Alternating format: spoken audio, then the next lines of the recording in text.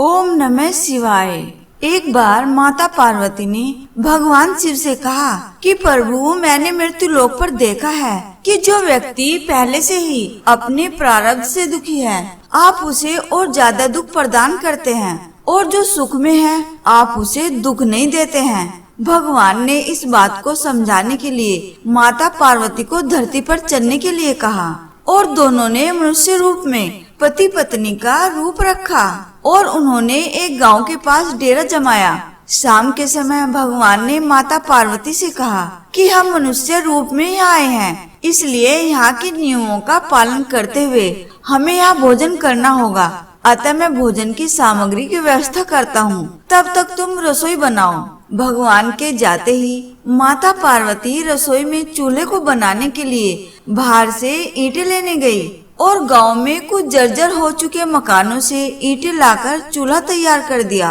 चूल्हा तैयार होते ही भगवान वहां पर बिना कुछ लाए ही प्रकट हो गए।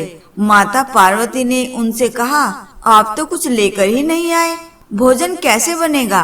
भगवान बोले, पार्वती, अब तुम्हें इसकी आवश्यकता नहीं पड़ेगी। भगवान ने माता पार्वती से पूछा कि तुम चूल्हा बनाने के लिए इन ईंटों को कहाँ से लेकर आई? तो माता पार्वती ने कहा, प्रभु, इस गांव में बहुत से ऐसे घर भी हैं जिनका रख रखाव सही ढंग से नहीं हो रहा है।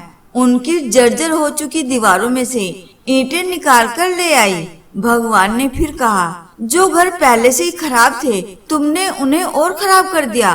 तुम ईंटें उन सही घरों की दीवार से भी तो ला सकती थी। माता पार्वती बोली, प्रभु, उन घरों में रहने वाले लोगों ने उनका रख रखाव बहुत सही तरीके से किया है और वो घर सुंदर भी लग रहे हैं। ऐसे में उनकी सुंदरता को बिगाड़ना उचित नहीं होता।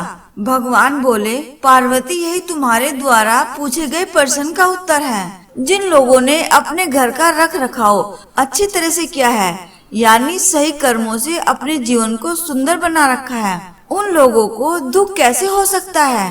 मनुष्य के जीवन में जो भी सुखी है वो अपने कर्मों के द्वारा सुखी है, और जो दुखी है वो अपने कर्मों के द्वारा दुखी है। इसलिए हर एक मनुष्य को अपने जीवन में ऐसे ही कर्म करने चाहिए कि जिससे इतनी मजबूत व खूबसूरत इमारत खड़ी हो कि कभी भी कोई भी उसकी एक ईंट भी निकालने न पाए।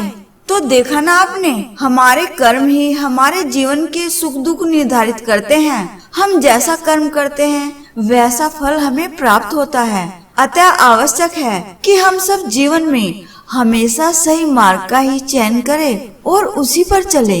दोस्तों, आपको यह वीडियो कैसा लगा कमेंट बॉक्स में लिखकर जरूर बताएं, और चैनल को सब्सक्राइब कर दीजिएगा और वीडियो को लाइक करके दोस्तों को शेयर कर दीजिएगा, और सच्चे मन से कमेंट बॉक्स में लिखना न भूलें। ओम नमः शिवाय।